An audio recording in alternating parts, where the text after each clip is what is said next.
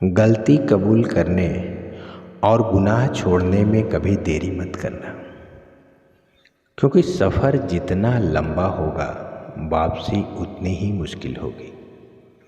कभी किसी को उतनी ही तकलीफ़ देना जितनी बाद में तुम बर्दाश्त कर सको। कई लोगों की दिनचर्या हनुमान चालीसा पढ़ने से शुरू होती है, पर क्या आप जानते हैं कि श्री हनुमान चालीसा में 40 चौपाइयाँ हैं। ये उस क्रम में लिखी गई हैं जो एक आम आदमी की जिंदगी का क्रम माना जाता है।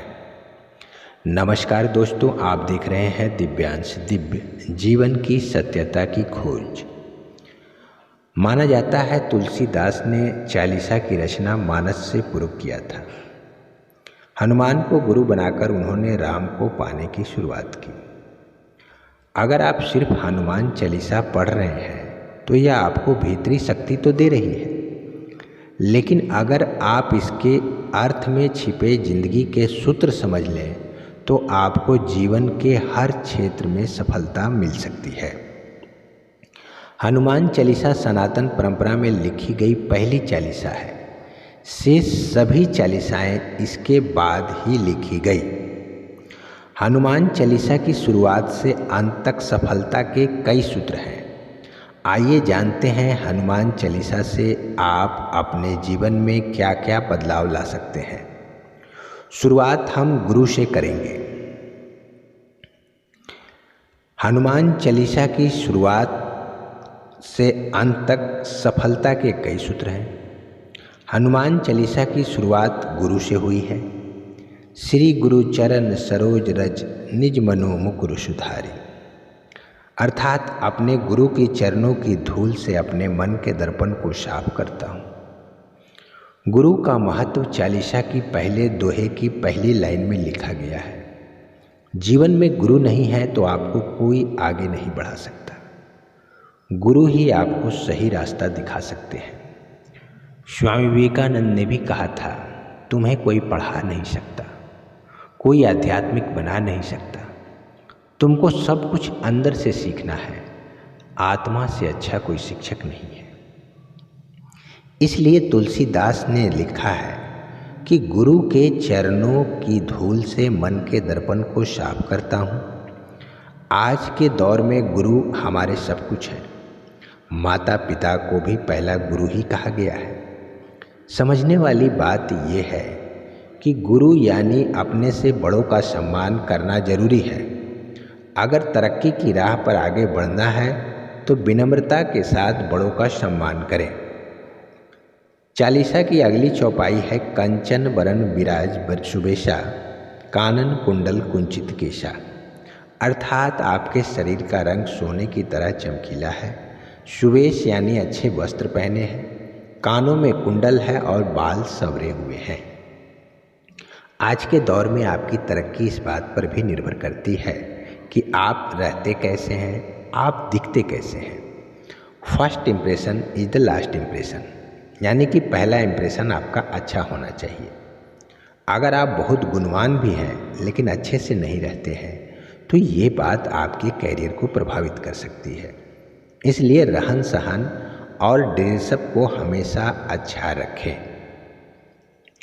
इसके अगले चालीसा में मैनेजमेंट के कुछ सूत्र दिए गए हैं। विद्यावान गुणी अति चातुर, राम काज करीबे को आतुर, अर्थात आप विद्यावान हैं, गुणों की खान हैं, चतुर भी हैं, राम के काम करने के लिए सदैव आतुर रहते हैं। आज के दौर में एक अच्छी डिग्री होना बहुत ज़रूरी है, लेकिन चालीसा कहती है कि सिर्फ डिग्री होने से आप सफल नहीं होंगे। विद्या हासिल करने के साथ आपको अपने गुणों को भी बनाना पड़ेगा। बुद्धि में चतुराई भी लानी होगी। हनुमान में तीनों गुण हैं। वे सूर्य के शिष्य हैं, गुणी भी हैं और चतुर भी हैं। चालीसा की अगली पंक्ति हमें एक अच्छे लिसनर बनने के लिए प्रेरित करती है। प्रभु चरित सुनीबे को रसिया, राम लखन सीता मन बसिया, अर्थात आप रामचरित यानी राम की कथा सुनने में रसिक हैं। राम, लक्ष्मण और सीता तीनों ही आपके मन में वास करते हैं, जो आपकी प्रायोरिटी है। जो आपका काम है उसे लेकर सिर्फ बोलने में नहीं, सुनने में भी आपको रस आना चाहिए। अच्छा श्रोता होना बहुत ज़रूरी है। अगर आपके पास सुनने की कला नहीं है तो आप कभी अच्छे और धनी और गुणवान व्यक्ति नहीं बन सकते। कहाँ कैसा व्यवहार करना है ये ज्ञान जरूरी है। सूक्ष्म रूप धरी सिए दिखावा, विकट रूप धरी लंका जरावा। अर्थात आपने अशोक वाटिका में सीता को अपने छोटे रूप में दर्शन दिए और लंका जलाते समय आपने बड़ा रूप धारण कर लिया। कब कहाँ किस परिस्थिति में खुद का व्यवहार कैसा रखना है ये कला हनुमान जी से सीखी जा सकती है। सीता से जब अशोक वाटिका में मिले तो उनके सामने छोटे बानर के रूप में मिले, वही जब लंका जलाई तो पर्वताकार रूप धारण कर लिया। अक्सर लोग ये नहीं तय कर पाते कि उन्हें कब किसके सामने कैसा दिखना है। अगली पंक्ति चालीसा की ये बताती है कि तुम्हें एक अच्छा सलाहकार भी बनना चाहिए। तुमरो मंत्र विभीषण माना, लंकेश्वर भय सब जग जाना। अर्थात विभीषण ने आपकी सलाह मानी, वे लंका के राजा बने, ये सारी दुनिया जानती है। हनुमान जी सीता की खोज में लंका गए तो वहाँ विभीषण से मिले। विभीषण को राम भक्त के रूप में देखकर उन्हें राम से मिलने की सलाह दी। विभीषण ने भी उस सलाह को माना और रावण के मरने के बाद वे राम द्वारा लंका के राजा बनाए गए। किसको कहाँ क्या सलाह देनी चाहिए इसकी समझ बहुत आवश्यक है। सही समय पर सही इंसान को दी गई सलाह सिर्फ उसका फायदा नहीं करती वरन आपको भी कहीं न कहीं फायदा पहुंचाती है। इसकी अगली पंक्ति है, आत्मविश्वास में कभी कभी न हो, प्रभु मुद्रिका मिली मुखमाही, जल्दी लांघी गए अचरज नाही। अर्थात राम नाम की अंगूठी आपने मुख में रहकर आपने समुद्र को लांघ लिया, इसमें कोई अचरज नहीं है।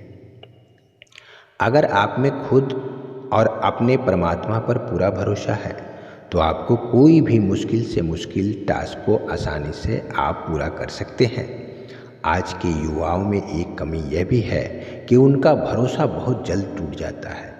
आत्मविश्वास की कमी भी बहुत होती है। प्रतिस्पर्धा के दौर में आत्मविश्वास की कमी होना बहुत ही खतरनाक बात है। अतः आप अपने आप पर पूरा भरोसा रखें और यह हमेशा समझ कर चलें कि एक विचार लो, उस विचार को अपना जीवन बना लो, उसके बारे में सोचो, उसके सपने देखो, उस विचार को जियो। अपने मस्तिष्क, मांसपेशियों, नसों, शरीर के हर हिस्से को उस विचार में डूब जाने दो और बाकी सभी विचारों को किनारे रख दो। यही सफल होने का सबसे बेहतर तरीका है। जय श्री कृष्ण।